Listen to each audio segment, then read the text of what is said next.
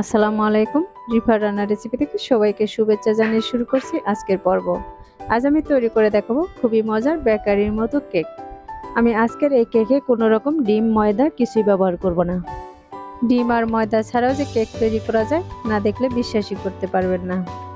বাসায় অবশ্যই তৈরি করবেন আর আমাকে কমেন্টে লিখে জানাবেন ডিম ময়দা ছাড়া এই কেকটি আপনাদের কাছে কেমন লেগেছে। ভিডিওটিতে একটি লাইক দিয়ে শেয়ার করে দিবেন, চ্যানেলটি সাবস্ক্রাইব করে নোটিফিকেশনটি অন করে দিবেন আর আমাকে অনেক ভালোবাসা দিয়ে ভিডিওটি শুরু থেকে শেষ পর্যন্ত দেখে নেবেন। তাহলে আর কথা না বাড়িয়ে চলে যাচ্ছি মূল রেসিপিতে। এই রেসিপিটি তৈরি করার জন্য আমি এখানে নিয়েছি 1 কাপ সুজি। এই সুজিটাকে আমি একটি ব্লেন্ডারে দিয়ে গুঁড়ো করে নেব। আমি এই সুজিটাকে ব্লেন্ডারে নিয়ে নিয়েছি আর এখন গুঁড়ো করে নিয়ে এসে দেখিয়ে দিচ্ছি। এগুলোকে আমি গুঁড়ো করে নিয়েছি। তাহলে দেখতে পাচ্ছেন এগুলো কিন্তু গুঁড়ো করা হয়ে গেছে। এখন আমি একটি বাটি নিয়েছি আর এই বাটিতে সুজিগুলো দিয়ে দিচ্ছি। এখন আমি দিয়ে দিচ্ছি 4 টেবিল চামচ ময়দা, এর সাথে দিয়ে দিচ্ছি সামান্য লবণ। এখন দিয়ে দিব হাফ চা চামচ বেকিং পাউডার আর দিয়ে দিচ্ছি হাফ চা চামচ বেকিং সোডা। এগুলো কিন্তু অবশ্যই দিতে হবে। এখন দিয়ে দিচ্ছি 4 টেবিল চামচ চিনি।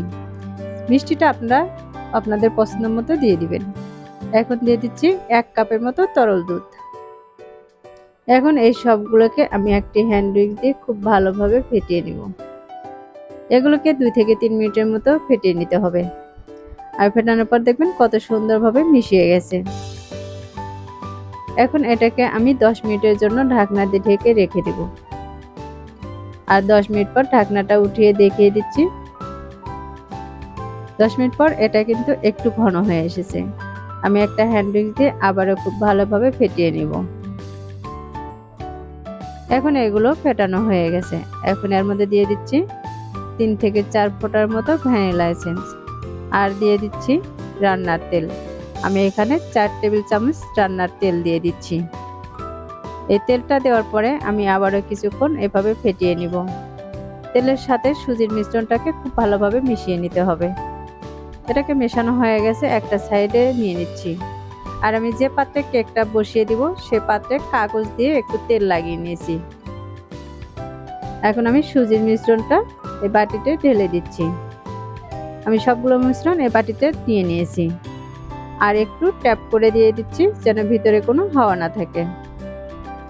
এই কেকের ভিতরে যদি কোনো হাওয়া থেকে থাকে তাহলে বেরিয়ে যাবে। এখন আমি একটি প্যানে একটি স্ট্যান্ড দিয়ে দিয়েছি আর স্ট্যান্ডের উপর কেকের পাত্রটা বসিয়ে দিচ্ছি। এবার ঢাকনা দিয়ে হাই হিটে জাল করে নেব 5 মিনিট।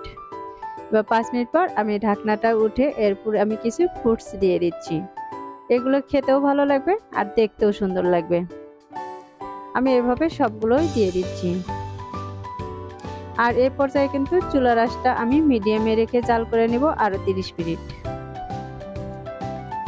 এবার ঢাকনা দিয়ে দিচ্ছি আর 30 মিনিট পর দেখিয়ে দিচ্ছি কতটা সুন্দর হয়েছে। কেকটা দেখে নিশ্চয়ই বুঝতেই পারতেছেন কেকটা কিন্তু অনেক সুন্দর হয়েছে আর অনেক ফুলে গেছে। এখন ঠান্ডা করে আমি নামিয়ে নিচ্ছি। আমি এখন একটা ছুরি দিয়ে চতুর্পাশ থেকে একটু ছাড়িয়ে নিচ্ছি। এগুলো ছাড়িয়ে নিলে দেখা যাবে মোল্ড করতে সুবিধা হবে। আমি যে পাত্রে কেকটা উঠিয়ে নেব সেই পাত্রে কেকটা নামিয়ে নিচ্ছি। এবার আমি কেকের উপর থেকে বাটিটা সরিয়ে নিচ্ছি। আর বাটিটা সরানোর পর দেখতে পাচ্ছেন কেকটা কত সুন্দর হয়েছে। আমি এখন এই কেকের উপর থেকে কাগজটা উঠিয়ে নিব। আর 40 মিনিটের মতো জাল করে নেওয়ার পরে দেখেন কেকটা কিন্তু একটু পুড়ে যায়নি। কত সুন্দর একটি কালার চলে এসেছে আর কতটা সফট হয়েছে। দেখে নিশ্চয়ই বুঝতেই পারতেছেন এই কেকটা কতটা সফট হয়েছে। আমি যে পাশে ফ্রুটসগুলো দিয়ে রেখেছিলাম সে পাশটা করে নিচ্ছি। আশা করছি আমার আজকের এই কেকের রেসিপিটি আপনাদের কাছে খুবই ভালো লেগেছে আর সহজও লেগেছে। এরকম সহজ রেসিপিগুলো পাওয়ার জন্য আমার চ্যানেলটি অবশ্যই সাবস্ক্রাইব করে রাখবেন। একটি লাইক দিয়ে ভিডিওটি বেশি বেশি শেয়ার করে দিবেন। আমি এই কেকটাকে কেটে এবার ভিতরটা দেখিয়ে দিব কেমন হয়েছে। আর আজকের মতো এখানেই বিদায় নিচ্ছি। কথা হবে পরবর্তী কোনো রেসিপি নিয়ে। এ পর্যন্ত সবাই ভালো থাকবেন, সুস্থ থাকবেন। আল্লাহ হাফেজ।